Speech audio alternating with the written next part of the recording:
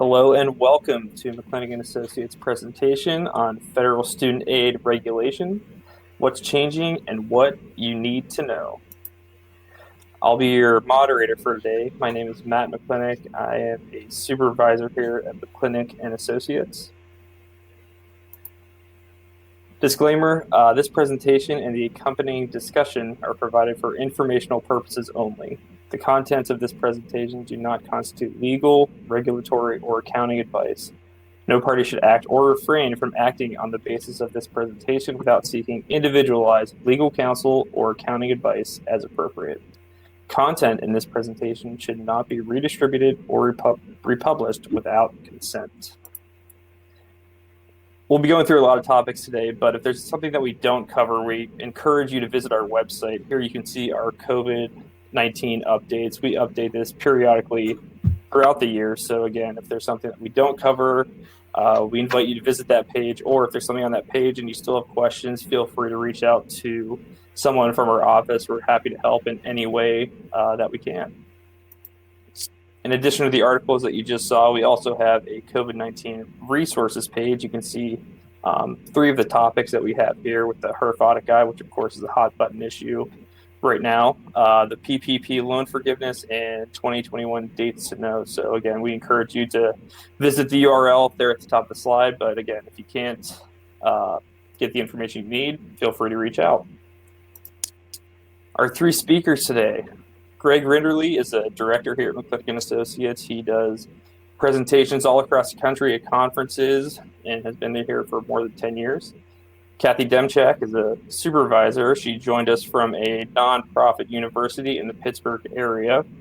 And finally, Parker Charlton. He worked at the Art Institute of Pittsburgh and joined us not long ago. So 3 great minds in the financial aid world, and we'll definitely have some helpful information for all of you.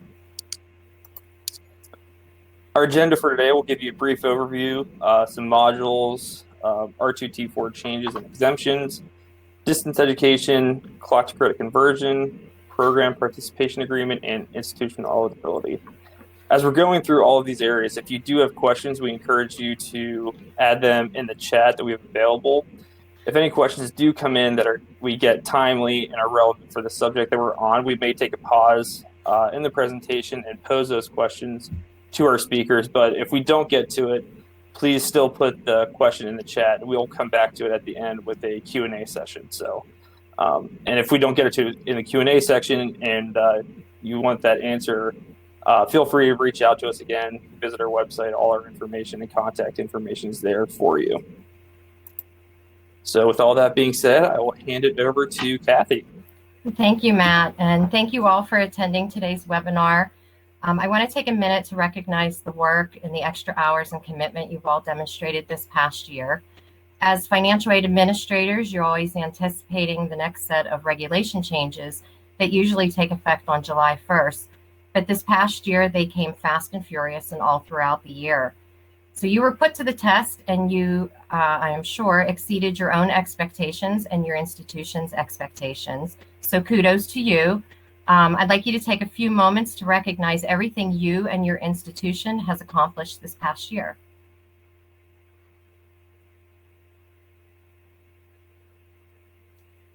As we continue to move forward throughout yet another set of regulation updates, I hope you will think of us as a partner to help guide you through this and future regulatory changes, of which I'm sure will keep coming, but hopefully only once per year. We want to help you continue to exceed your expectations and allow you to focus on creating opportunities for your students. While we go through the presentation, you may want to think about what offices on your campus you may need to work with to implement some of the changes, like the registrar, the business office, academic programs, or other offices that may be unique to your own university. And you may also need to reach out to your accrediting or state approval agencies, third-party servicers, or software vendors to implement some of these changes. So these regulation changes were part of a negotiated rulemaking process that began in 2018 and culminated with a notice of proposed rulemaking in April last year. This was followed by a comment period, and the final rules were published in September 2020. The new regulations take effect on July 1st, 2021. Institutions had the option of early implementing some or all of the provisions, which brings us to our first polling question. Matt?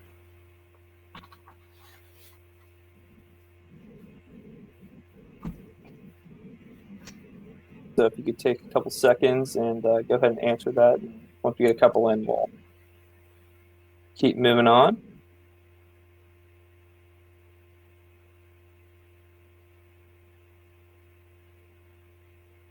All right.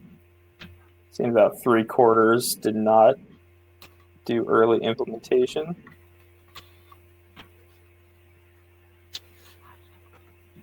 All right. I think that's about a good amount, so we'll go ahead and move on so we can get to all the information we have. Okay, so Greg will take us into modules. Thank you, guys. We are going to talk about, for the next part, will be modular base.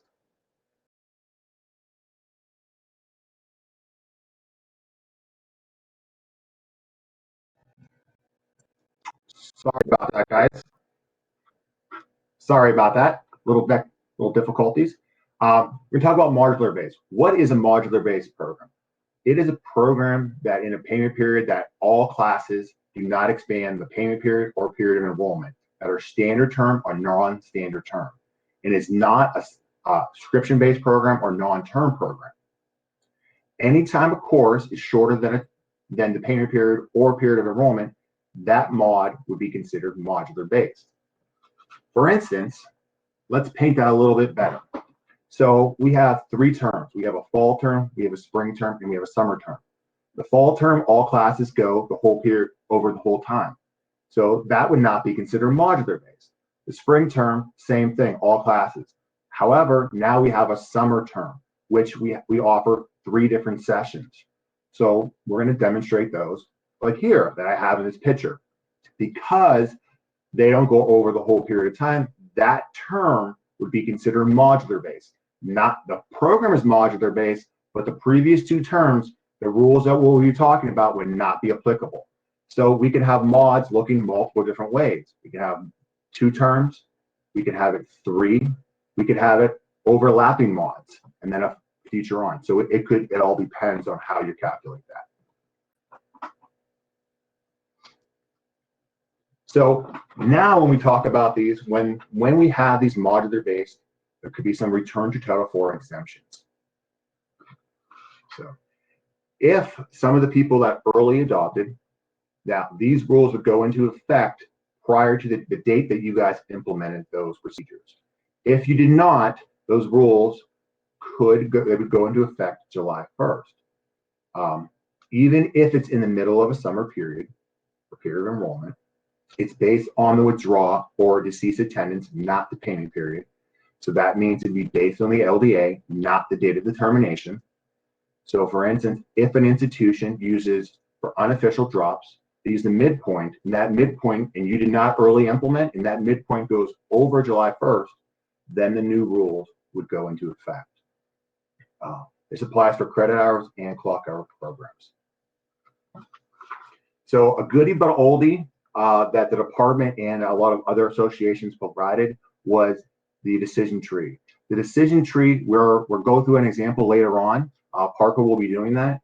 But the decision tree kind of talks about the return on Title IV process and what questions you should be asking yourself during that process. So right now, if we did not early implement, what are the considerations that we have?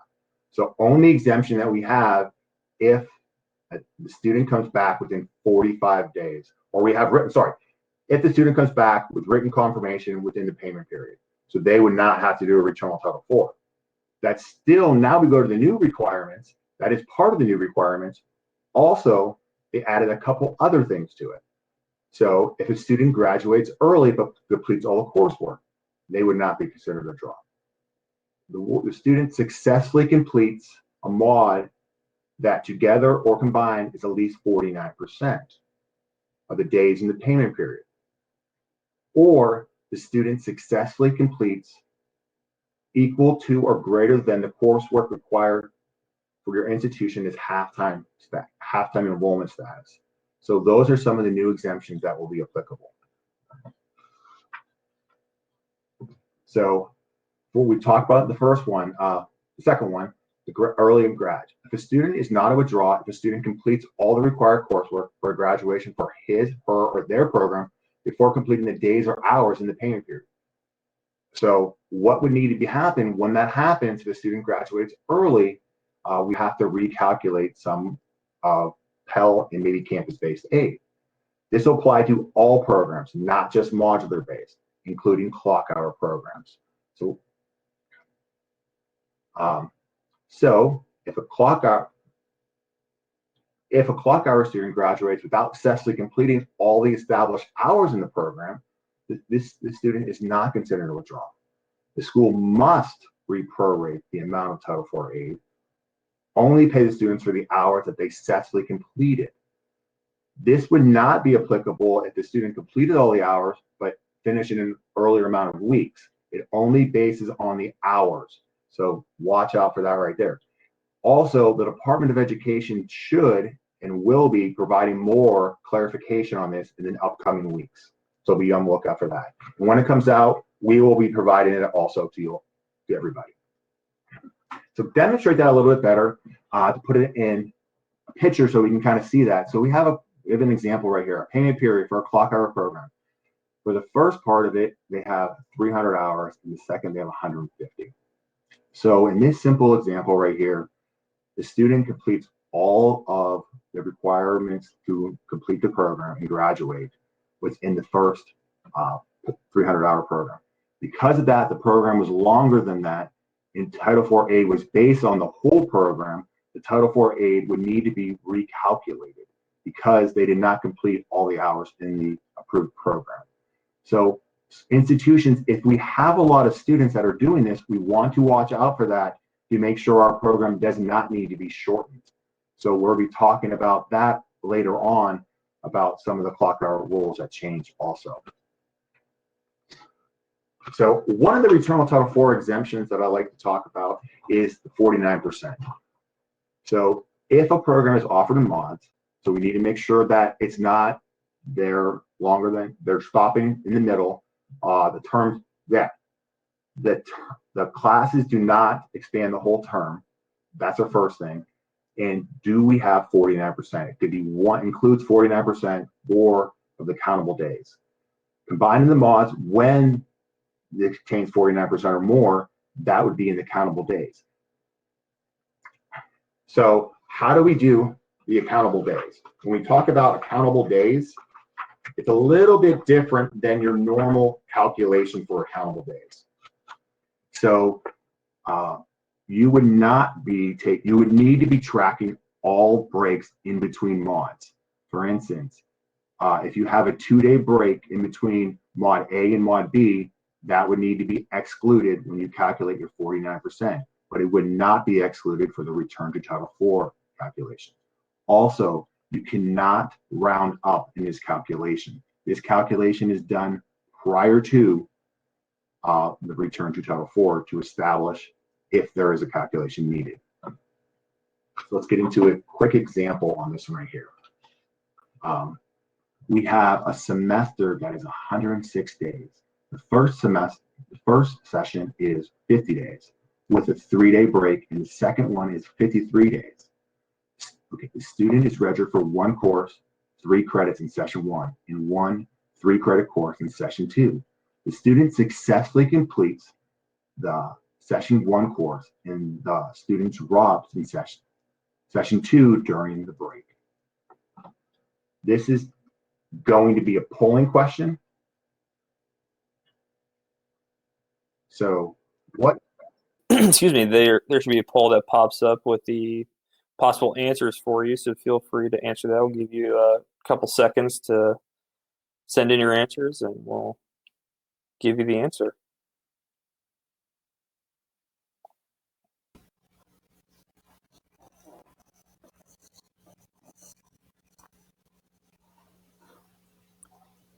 All right, so seeing a little more than half with 50 over 103 or 48.5%.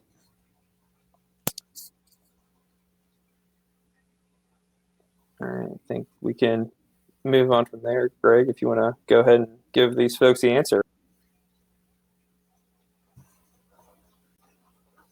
Greg, you're on mute.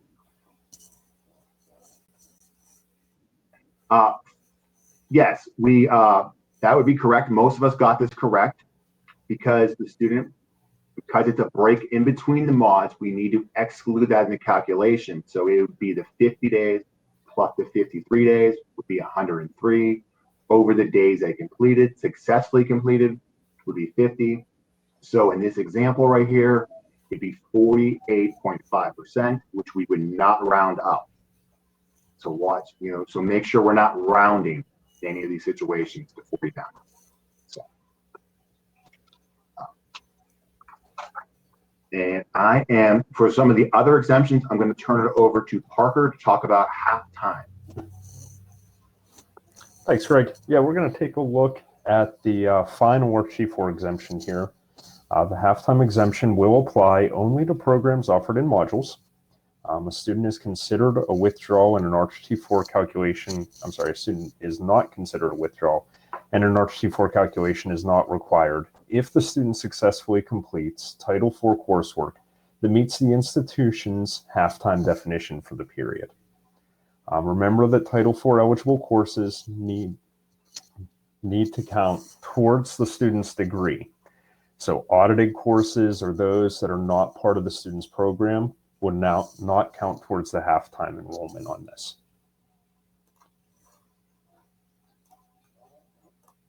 Let's go ahead and take a look at an example and determine if the student has withdrawn and if an RT4 calculation is required. Our school uses a traditional semester-based calendar with 12 credits being considered full-time. Our summer term is 75 days long, consisting of 3 24-day modules and a 3-day break between Module 1 and Module 2. Our student is registered for 6 credits in each of the first 3 modules, so 18 credits in total, which is a full-time enrollment.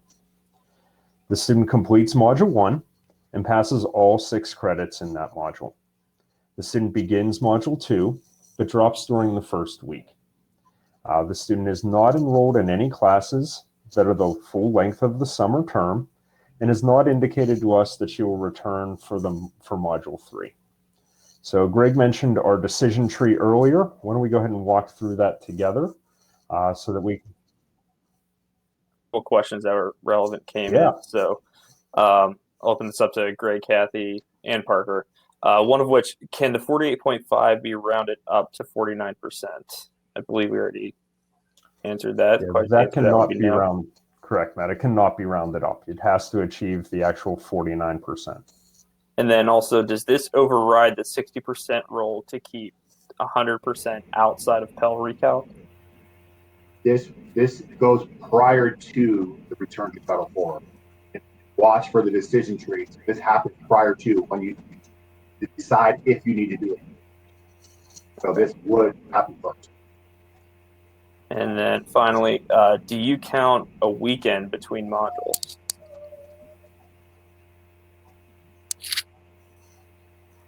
So if mod A and then there's a break in between, any breaks would have to be excluded in this calculation.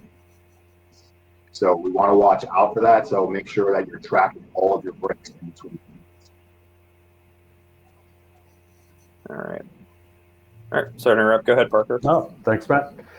Yeah, so like Greg just mentioned, the decision tree that we're going to look at here comes prior to your RT4 calculation.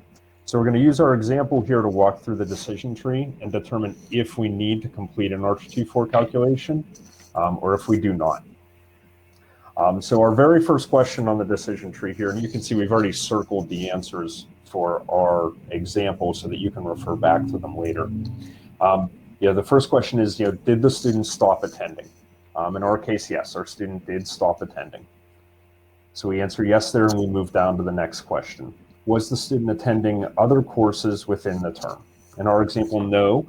Our student wasn't attending any term-long courses and did not indicate to us that they would return for Module 3. Our next question then is, had the student met graduation requirements? And in our example, the student had not. The next question is, did the student meet the 49% exemption that Greg had talked about earlier? Our student had successfully completed one module, which was 24 days long, out of 3 modules that the student was scheduled for, which total 72 days. So the student had only completed 33% of the countable days, so they did not complete the 49%. Our next question is, did the student successfully complete enough credits to be considered half-time for the term? In this case, yes, the student did. The student completed 6 credits, which is half-time in our example. They completed that in the first module. The student can remain enrolled, and an RTT4 calculation is not going to be required for this student. However, we would point out that if the student in this example was Pell eligible, they would most likely be required to have their Pell recalculated and brought down to a half-time enrollment from a full-time enrollment. So this is just an example of how you can work through the decision tree to determine if your RTT4 calculation is needed or not. Now that we can determine if the RTT4 calculation is needed or not, why don't we go ahead and take a look at a change that's occurring within the RTT4 calculation itself. So this change is going to affect box H of your RTT4 calculation, where the percentage of aid earned is determined. And you do that, of course, by dividing the days completed by the days scheduled to attend in the term. The definition of days scheduled to attend has been updated. So we're talking about the denominator portion of that calculation. For programs offered in modules, a school, in certain cases, no longer needs to count all of the days in a term that the student was scheduled to attend as part of the denominator in the RTT4 calculation. The new regulation now defines the days scheduled to attend differently.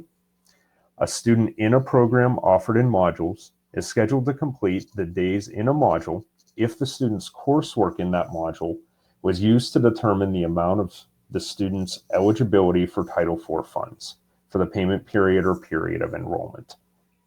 So we said a mouthful there. So why don't we dive a little deeper into that so we can fully understand what's going on with this.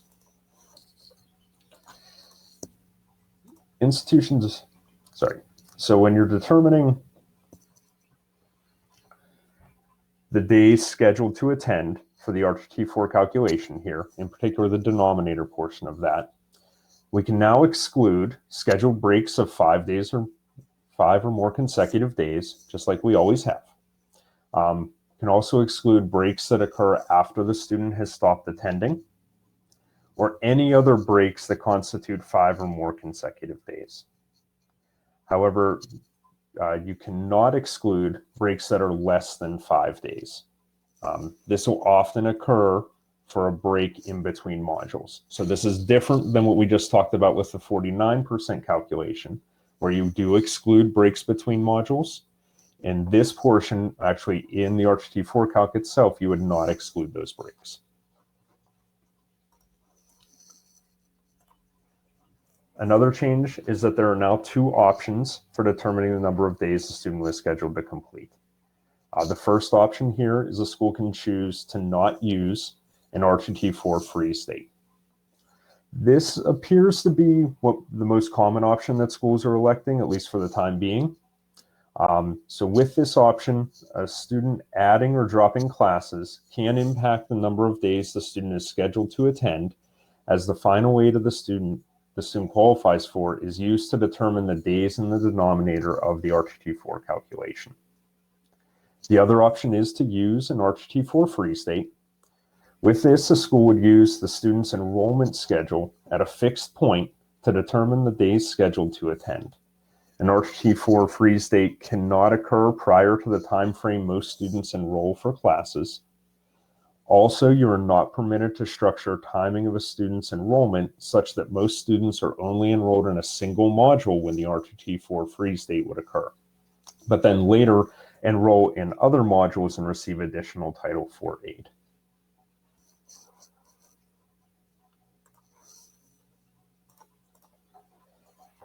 We anticipate that most schools, especially at the beginning here, will choose not to use the RTT4 freeze date. So the examples we're going to cover today, do not have an RTT4 freeze date with them.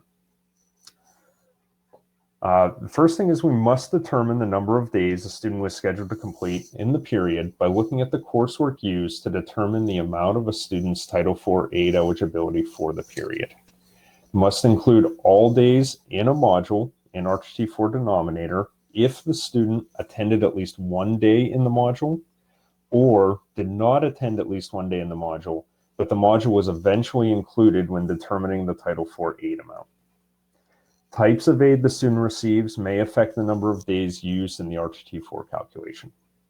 So to recap all of this, when completing box H of your RTT4 calculation, the denominator will include the days from any module the student started and any module the student did not start but was used in determining the student's final Title IV aid eligibility for the term. So let's take a look at an example here and work through it together. Here we have a 106-day semester that includes 2 modules. Session 1 is 53 days long, then there's a 3-day break, then session 2 begins and is 50 days long. The student registered for 1 3-credit course in session 1 and 1 3-credit course in session 2. The student is awarded a half-time disbursement of Pell and no other Title IV aid. The student drops 25 days into session 1. Now remember that since the student did not start the second session, a Pell recalculation will need to be completed prior to the RTT4 calculation. And what we're trying to determine here is how many days would be used in the denominator of the RTT4 calculation for this scenario. So Matt, I think we have a poll question for this. So that poll question should pop up. How many days are used in the denominator of the R2T4? I'm going to slide back so everybody can see it.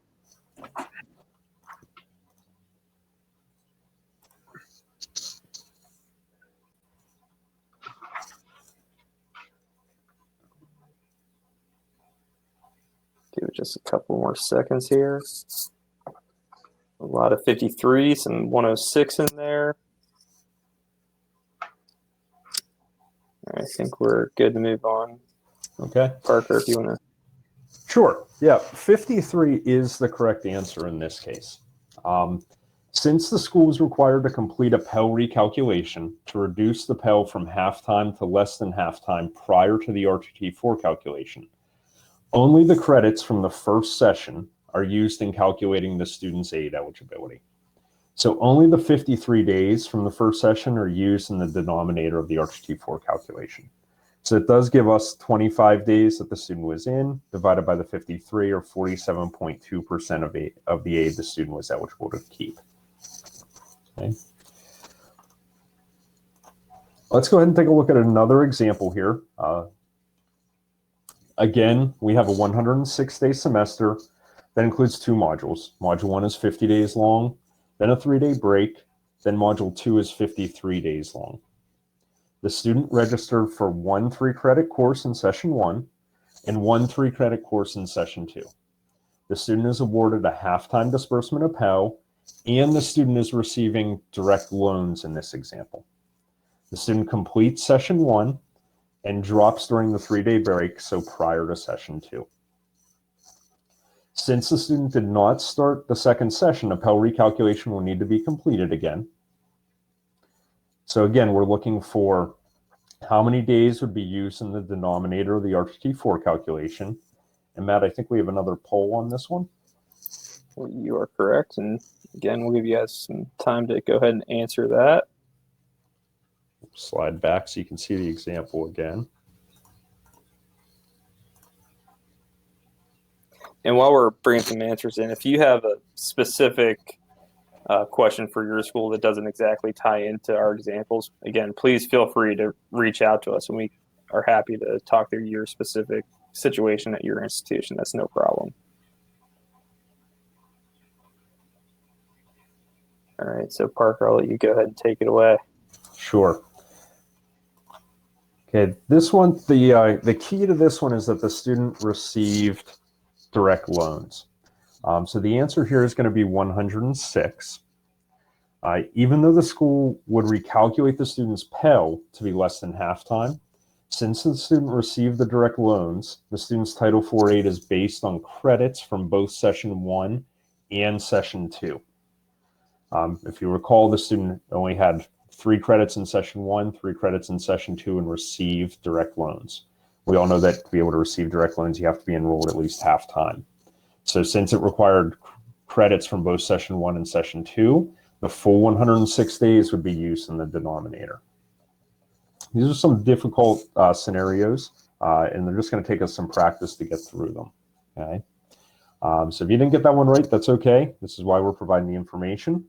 But for now, I think we're going to go ahead and turn it back over to Greg so he can walk us through some specific rules for subscription-based and non-term programs. Thanks, Parker. For all of our previous examples, they were for standard terms and non-standard terms. Now we're going to talk about some of the difference for prescription-based and non-term programs. Now that for non-term and prescription-based programs, the Department of Education added the opportunity to get written confirmation from the student to come back in the payment period within 60 calendar days after the cease of attendance. It was not there previously. Non-term and prescription-based programs are never considered to be offered using mods, so they are not ever considered to be modular based, so we can exclude that 49% rule that we talked about earlier. So for the non-term and prescription-based, the student would be permitted to change his or their date of return if the student's program permits this to happen no later than 60 calendar days after the student has ceased attendance. It's very similar for the standard terms and non-standard terms of 45 days. Also, if the student enrolls in a prescription-based program or non-term program, can also be avoided or withdraw the written confirmation for future attendance if the student, he, she, or they intend to resume attendance during the same payment period or period of enrollment. Student may choose the date of the return that begins later in the same payment period, as long as it is in writing and previous to the confirmed date that they're going to come back. So it has to be in writing for these students. For the written confirmation for future attendance is not considered a withdrawal. The school can obtain this from the student. They indicate the day that they're going to come back, and it cannot be longer than 60 days after the cease of attendance. For prescription based, it's the same thing for right here. So they could obtain the written confirmation from the student at the time during the withdrawal, intent that he, she, or they will resume attendance. The date occurs within the same payment period. It is no later than 60 calendar days after the student withdrew. For standard terms and non-standard terms, programs offered in mods, excluding subscription-based programs, are not considered a withdrawal if the school obtains written confirmation from the student at the time would have been withdrawn that the date he, she, or they would attend that begins later in the same payment period. The mod would be no later than 45 calendar days after the mod the student has ceased attendance. That's the only really new port to the 45 days. It's just a new time period. So it's an old rule with a new time period in there with 45 days and how you're calculating that 45 days. So if there's no other questions, I'm going to turn it over to talk about some distance education. And go ahead, Kathy. Thank you, Greg. There are various applications of the term academic engagement throughout the Title IV regulations. The Return to Title IV Funds regulations now refer to this definition when describing academic attendance or attendance at an academically related activity. So these are used as the basis for establishing a student's withdrawal date and pertain only to 34 CFR 668.22. The updated definition of a clock hour and academic year also refers to academic engagement for distance education purposes. Most of 34 CFR 668.22 relating to the requirements for academic attendance and academically related activities specifies that academic engagement includes interactive tutorials or webinars, and clarifies that merely logging into a class or an online tutorial is not academic engagement. And we will talk more about what is and is not acceptable in the next slide. So the clock hour definition. Clock hour definition is 50 to 60 minutes in a 60-minute period of attendance in a synchronous or asynchronous class, lecture, or recitation, where there's an opportunity for direct interaction between the instructor and students, or an asynchronous activity, learning activity involving academic engagement in which the student interacts with technology that can monitor and document the amount of time that the student participates in the activity. The new definition clarifies that programs offered distance education may be measured in clock hours, and requires that institutions be capable of monitoring a student's participation during 50 of the 60 minutes in an hour. An example of acceptable interaction would be a webcam in a synchronous setting or other technology to monitor academic engagement.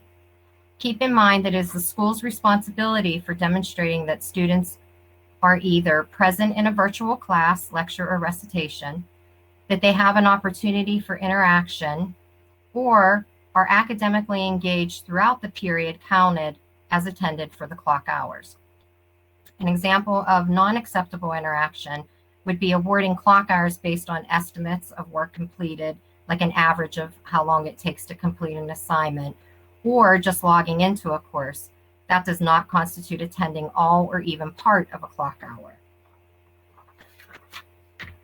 Next, we'll talk about credit hour definition, and that is the amount of time a student, the student works, is defined by the institution. It's approved by the institution's accrediting agency or state approval agency, and is consistent with commonly accepted practice in post-secondary education. It approximates that not less than 1 hour of classroom or direct faculty instruction and a minimum of 2 hours of out of class student work each week for approximately 15 weeks or 1 semester or trimester hour of credit. It also is at least the equivalent amount of work as required in the first paragraph for other academic activities like laboratory work, internships, practica studio work, or other academic work leading to the award of credit hours. This may take into account a variety of delivery methods, measurements of student work, academic calendars, disciplines, and degree levels. So next we'll talk about distance education. The updated definition for distance education refers to the instructor or instructors rather than simply the instructor. It defines an instructor as an individual responsible for delivering course content and who meets the qualifications for instruction established by the institution's accrediting agency. It also eliminates references to various types of outdated media like DVDs, CD-ROMs, etc., and replaces that reference with the phrase other media. I want to remind you that if you plan to continue offering distance education after the end of the COVID-19 waiver period, you must have accrediting agency approval to do so, and then report the offering to the Department of Education. So if not, you may lose your Title IV eligibility for any program using distance education. Greg's going to talk more about this later in the presentation.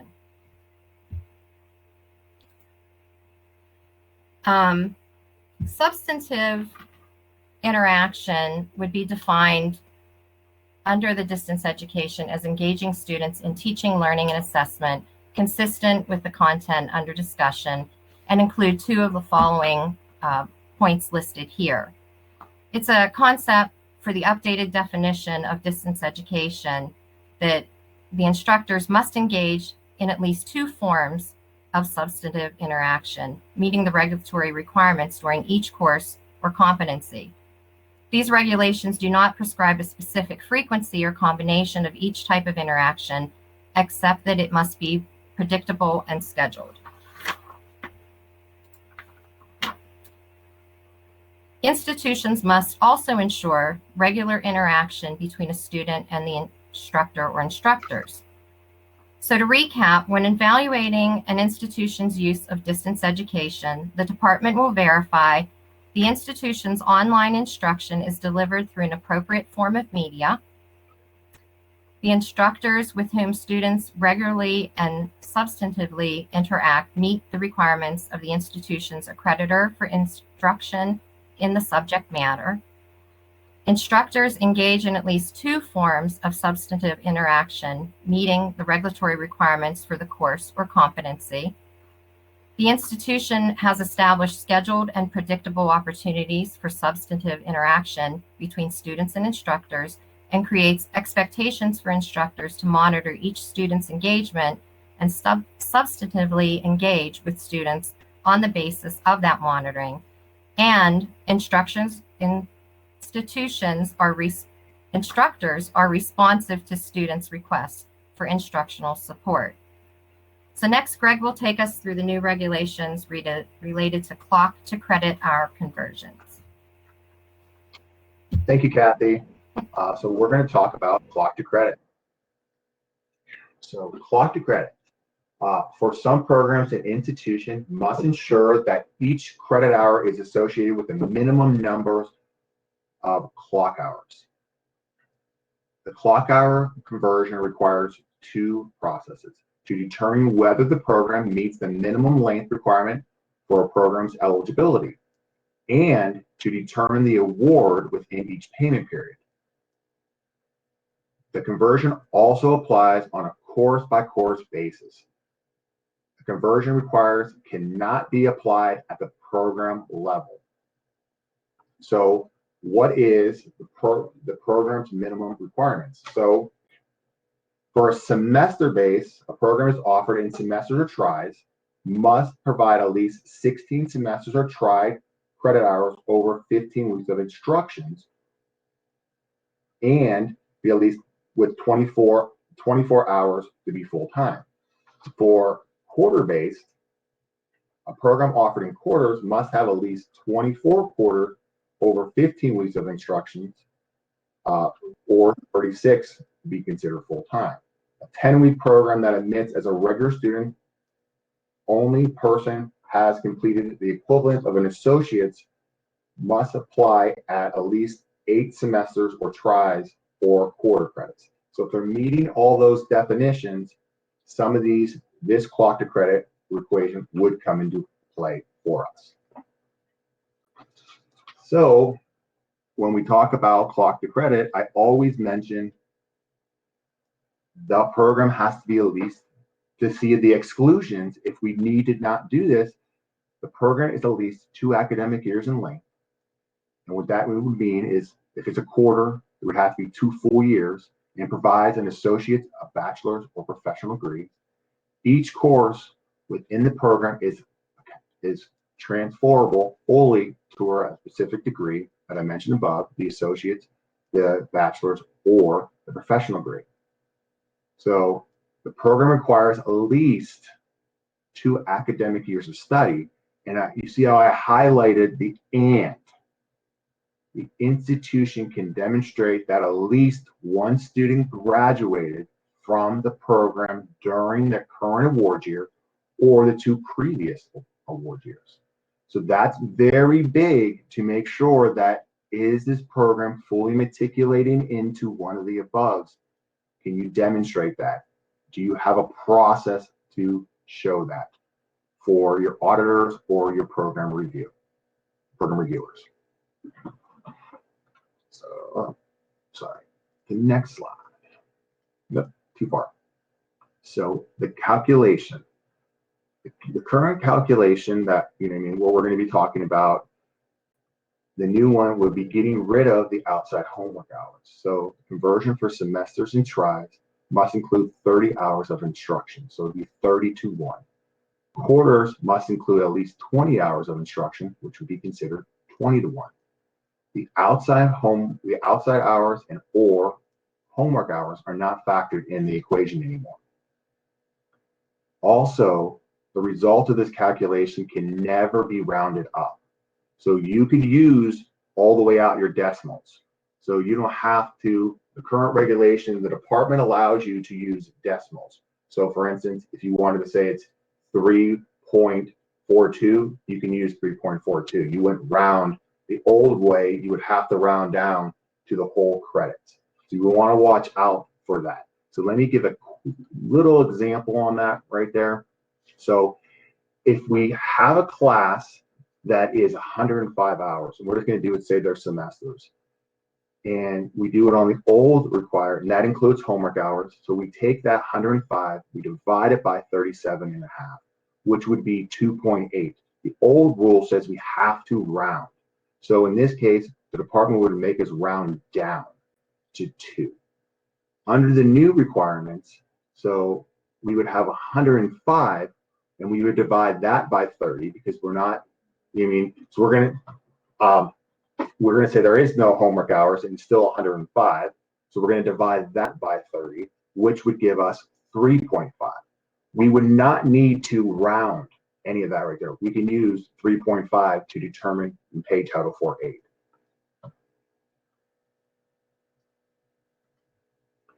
So to determine the numbers, you need to figure out, like I talked about, the number of hours in the course, divided that by 30 if you're a semester.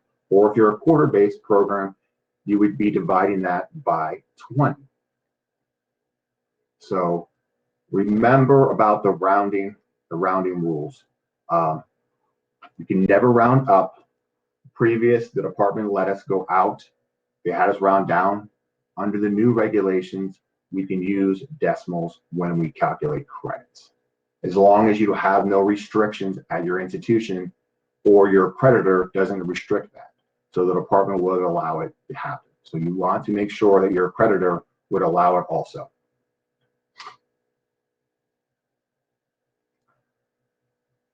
So we have a polling question.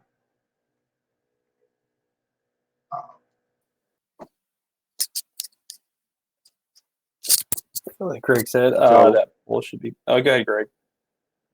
Go ahead, Matt, if you want to go ahead. Yeah, that poll should be popping up. So in the example that Greg had given, what would the Title IV aid be based on? Financial aid credits or academic credits? And again, we'll give a little bit of time to go ahead and respond to that.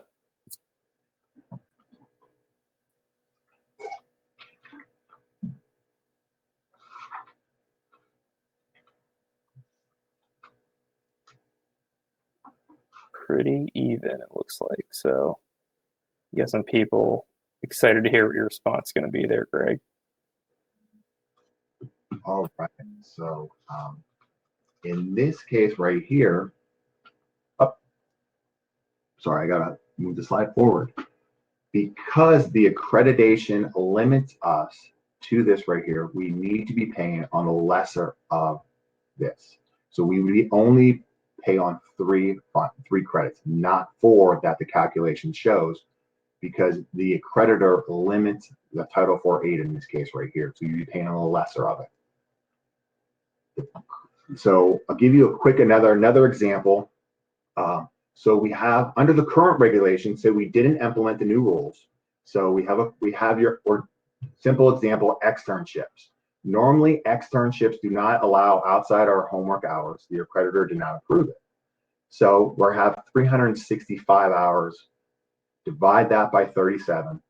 Simple math would give us 10 financial aid credits. However, our accreditor says it's only worth 7.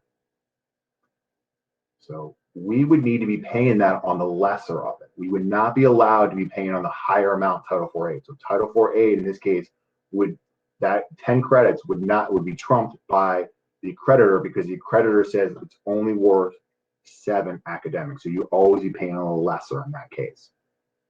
The new requirements, you would take that same 375 hours and you divide it by 30, which now would give us more credits, which would give us probably full-time Pell, which would be 12.5.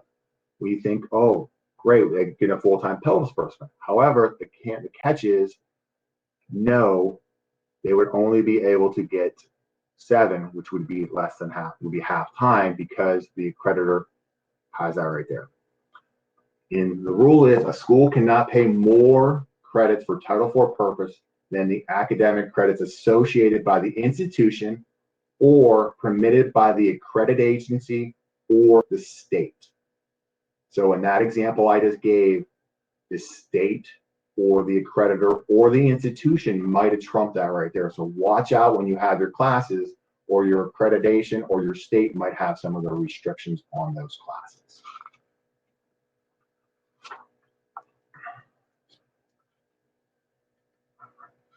So now if we implemented we started some of these new rules for the clock to credit. So if we when the new regulations provided for clock to credits are fully implemented, that means either that you early implemented, that means the date that you guys make sure you documented when you did that, your policies and procedures are updated, your catalogs are updated, everything is appropriate to know when you guys implemented that right there. Or on July 1st, 2021, a program has greater amount of Title IV credits. What are your options? So what do you need to do? Schools can treat the remaining of the current program to enroll students in accordance with the existing calculations. That'll be the old 37.5. New students are enrolled after the implementation date, whatever you did, it could be July 1st or an earlier date, may be enrolled in the program under the new requirements. Or a school may choose to switch from the old conversion calculation to the new calculation at the end of a payment period, as long as the end of the payment period is after the implementation date. So if your payment period ends on June 30th, and you want to do the new rules, so that term would not be applicable if you didn't start until July 1st. So it has to be when you implemented that new date, which an earlier date or would be July 1st. So whatever is into effect. Also, one of the biggest changes are we need to, if the calculation requires an increase in the number of Title IV credit hours in a program, the school must submit an EAP immediately. So we want to be updating that. Update both the hours in the program and the credit hours in this program. If the calculation does not change the number of credit hours in the program, the school should or could update the EAP to change the number of clock hours reported for the program when the next update or recertification application is applied. I would recommend, if you know it's going to change, most of the time you're going to have questions from your auditor, or you may have questions from a program reviewer from afar that there's more hours than were required out there. So are you paying on that? So if you don't want those questions, you may want to update that, but you're not required if it's not going to change anything. So just watch out for that.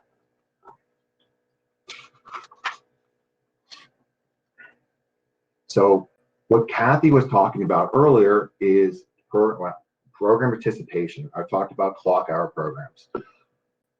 The Department of Education, reasonable relationships between program length and the entry level requirements, considers if the number of clock hours in the program do not exceed the greater of 150%.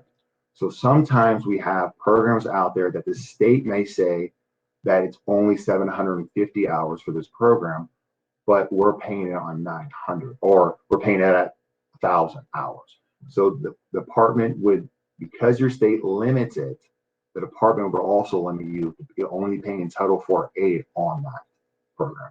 So the department would be looking at it from afar. They're going to be scrolling at people's e-cards when they're doing their new EAP and saying, your state has a requirement of only having 500 hours and you have 800 hours for your massage therapy program.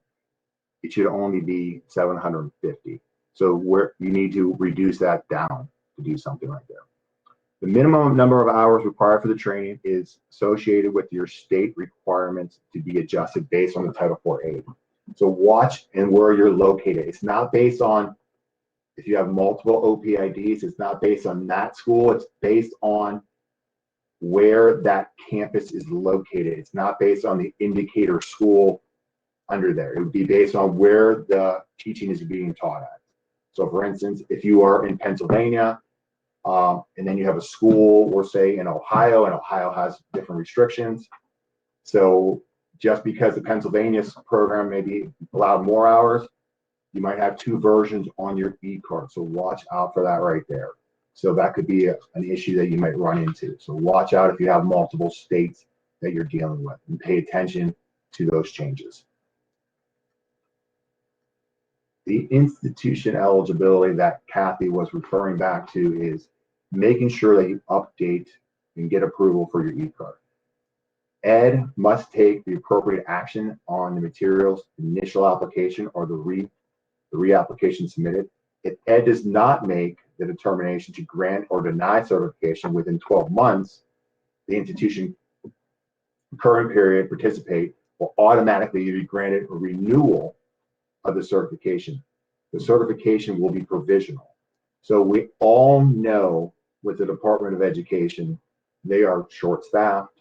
They are moving along. Things move along a little bit slower. They're asking more questions. Because if that's happening right there, the department put this in there to say, we're going to hold ourselves a little bit more accountable. We're not going to let it go past 12 months and not let these schools be in the limbo to say that we're not sure if they're going to have Title IV aid or not. They're going to grant you provisional for a little period of time if it's past that period. So watch out for that. We're hoping that the department will make faster, quicker decisions, but we all know that doesn't really happen a lot. So just be watching out for that in the future.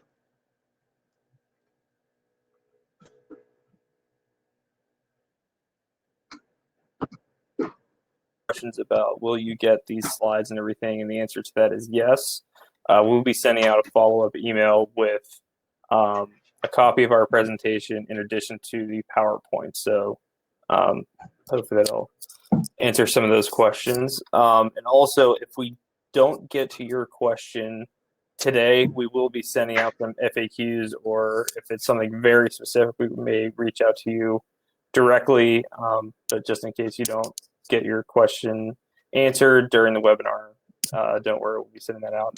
And if you have any other additional questions, feel free to reach out to us. We're happy to help in any way we can. So first question we have was pertaining to the R2T4 changes and exemptions, and it was on slide 24, so I'm going to head back towards that. The question is, what if one of the sessions has a holiday? For example, first summer session is 35 days, but it includes the 4th of July. This would not count as a break between sessions, correct? That would be correct. It's not between mods. It's in between mods, not breaks during the mod. That is correct. Okay. On slide 29 and 30, we have 2 sessions in the summer, both equal number of days, 35 days. Student attempts 6 hours, 3 hours each session. They fail the 3 hours in the first session and passes through the 3 hours in the second session. So 35 over 70 is 50%. So in this example, is no money returned?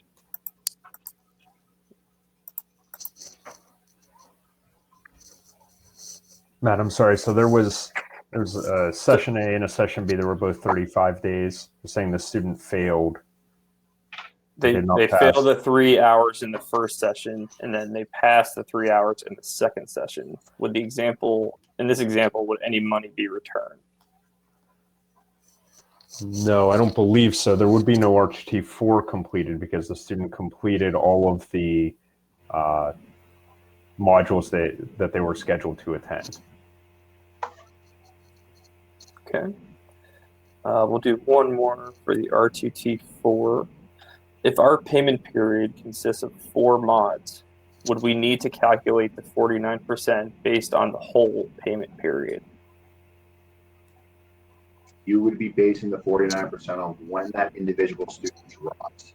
If they drop in the first mod, you would take in consideration what happens. They drop in the third mod, you take into consideration that it all depends on when the student would drop.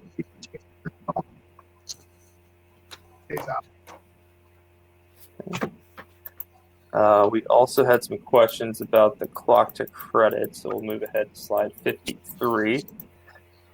Requiring 2 academic years of study, does that include both the courses in the program that is acceptable towards the degree and the degree completion program? Yes, they fully matriculate or matriculate into that associate program, and then it's fine as long as 2 different lengths. Make sure they meet both requirements in credits and weeks. Make sure they're 2 full years. Okay. What about repeating decimals like 1.49 repeated? So, I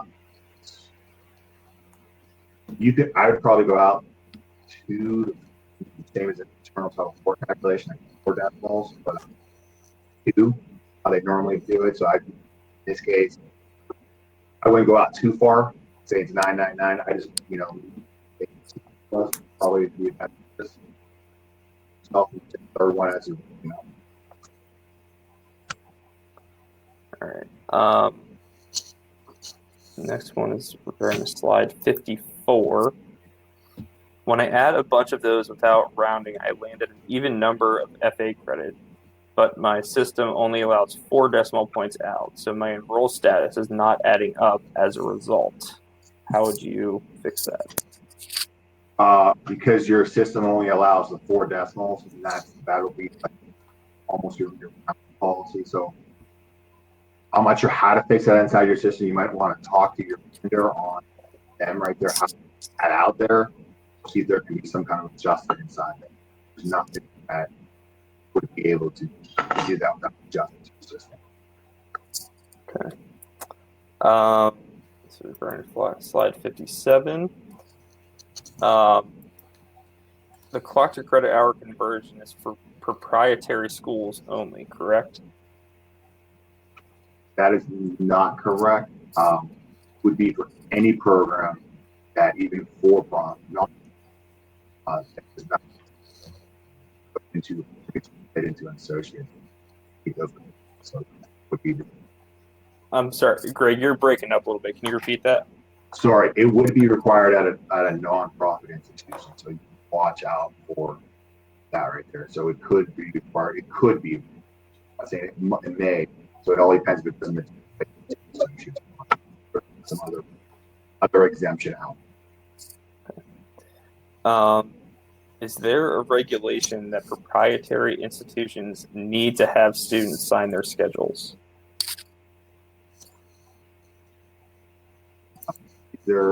No. Sign their schedules? No. So they talked about the clock hour exemption to make sure that they meet all of them. Is that what the question was referring back to, Matt? I believe so. There's not a slide, but I think that's correct. Yeah, so you would want to watch out there. What the department is really getting at is they want institutions to fully observe and demonstrate that a normal student or most of our students are completing the program in the allotted time that we establish. If we have more students that are ending early, my simple example, say it's 900 hours, now all of a sudden a lot of our students are 850 hours, then you should be adjusting your program down to 800.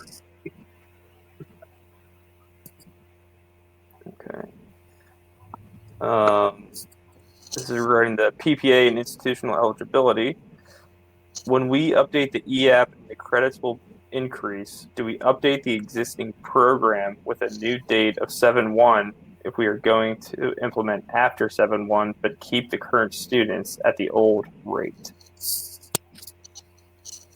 So I always like to have the audit trail. So you have an audit trail to make sure that you have old students under this requirement, you have new students under this one. So make sure that you can demonstrate which student population is under which one. The old regs are under the new regs. But I believe you would still list both, right, Greg? That is correct. You will have them both on. Thank you, Kathy. Mm-hmm.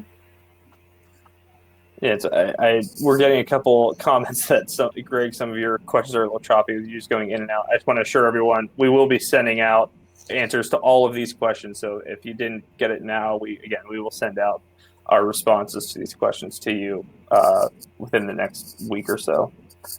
All right, looks like we have a few more. Are there specific examples listed somewhere on what exactly constitutes an academic engagement?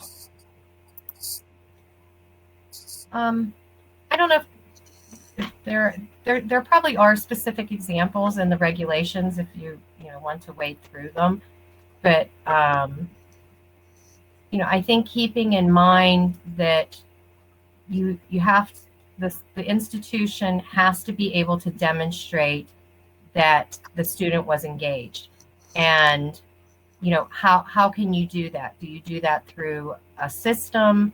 If it's a synchronous class, are you documenting that the instructor is not just coming in at the beginning of class and seeing that students are there and then not interacting throughout and coming in at the end? That would not be acceptable. There has to be that constant interaction, that the student is learning from the instructor. And if it's an asynchronous class, you're looking at things like the completion of the work, or that they are engaging in some kind of activity that's requiring them in a discussion board or something like that to have that interaction. So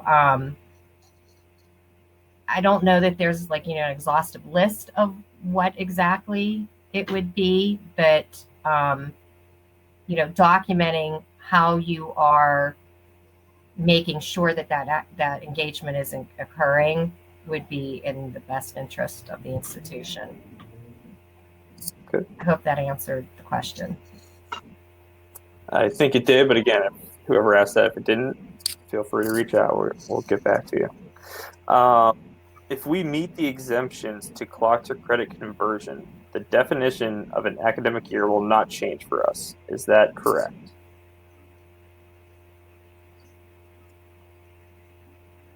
One more time, Matt. Sorry.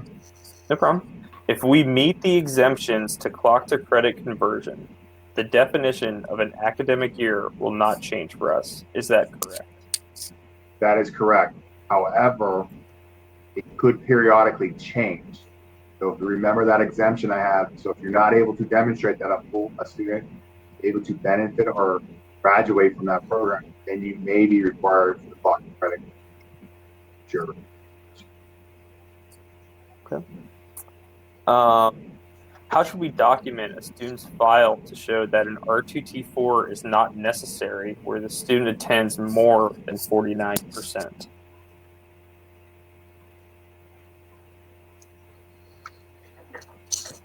I don't necessarily know that you have to document that.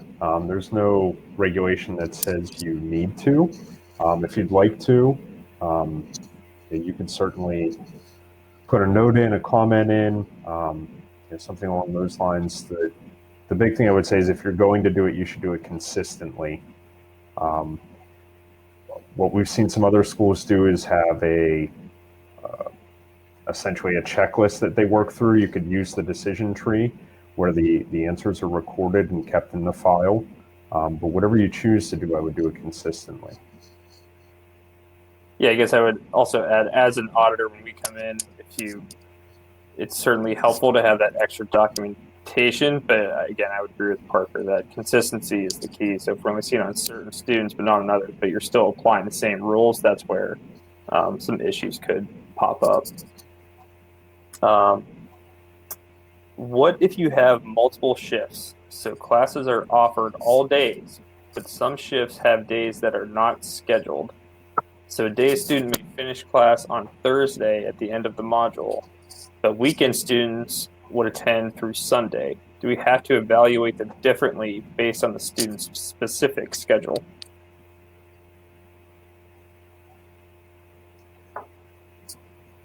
So this is to evaluate on a modular basis. It's a modular basis. So question to yourself you want to ask, is all classes expect full material? either session. So because they're different cohorts, they're different programs, so you want to watch out for that. So making sure the classes may not go over, watch out for that. Right? Sorry, Greg, you were pretty choppy on that one again. So in this case right here, I'm not sure what's going on with the construction. The reason what happened right here is there are two different tracks. You have a weekend track and you have. So you need to evaluate all classes in that payment period and the whole. Not, then you need to do that same practice weekend to determine if it's offered in the payment period of any of the exemptions. 49% halftime. Matt, I think Greg's saying yes, you would have to evaluate them differently. Thank you, Parker. Yeah, sorry, Greg, it's still a little bit choppy. But and again, we'll send out our answers to all these questions as well. Is it correct that a program that is considering going from clock to credit, that the program must be 2 years in length?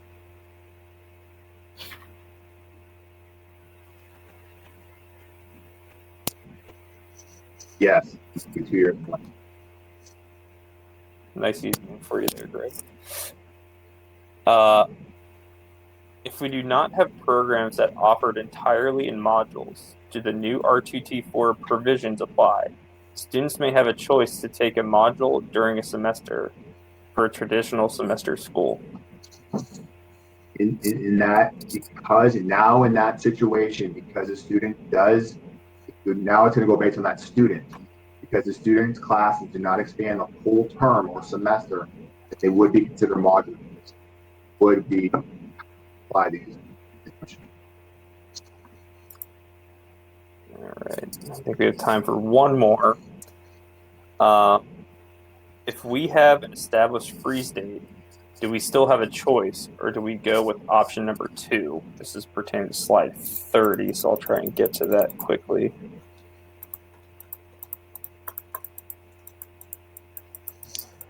So you have the option to implement the R2T4 freeze state. My guess is that the freeze date you have established is probably a Pell recalculation date. Just because you have a Pell recalculation date does not mean you have an R2T4 freeze date. You can choose to implement those separately from each other. If you are implementing an R2T4 freeze date, we would recommend matching it to your Pell recalculation date if possible, but it's not required. Those can be separate dates. Okay.